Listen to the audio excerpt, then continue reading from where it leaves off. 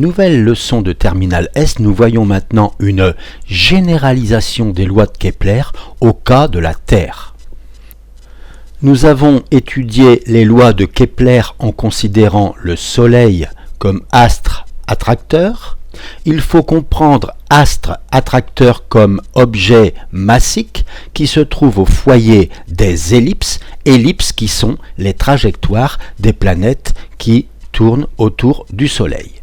Nous généralisons ici les lois de Kepler à la Terre, c'est-à-dire que maintenant, c'est la Terre qui se trouve au foyer des ellipses, ellipses qui sont les trajectoires des satellites de la Terre, y compris la Lune, bien sûr. Observons maintenant la Lune et les satellites artificiels, un seul représentant, parce qu'il y en a beaucoup, tournant autour de la Terre. Alors vous voyez que la Terre tourne sur elle-même, mais que c'est indépendant. La Lune qui tourne autour de la Terre ne se préoccupe pas de ce mouvement. Et la Lune présente toujours la même face à la Terre, je pense que vous le savez. Vous voyez que la Lune accélère en passant au périhélie, voilà, elle va très vite. Alors, question 16, énoncez les 3 lois de Kepler pour la Terre.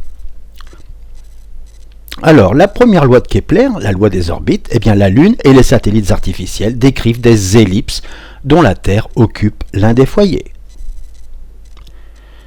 La deuxième loi de Kepler, c'est la loi des aires.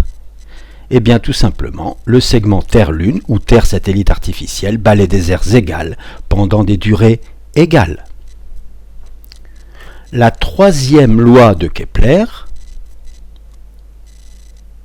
tout simplement, t carré sur a cube égale une constante, cette fois une constante qui est indistère parce que c'est la Terre, c'est pas la même constante que pour le Soleil, et donc la leçon est déjà terminée, et la prochaine fois nous verrons que nous pouvons approximer les lois de Kepler. À bientôt.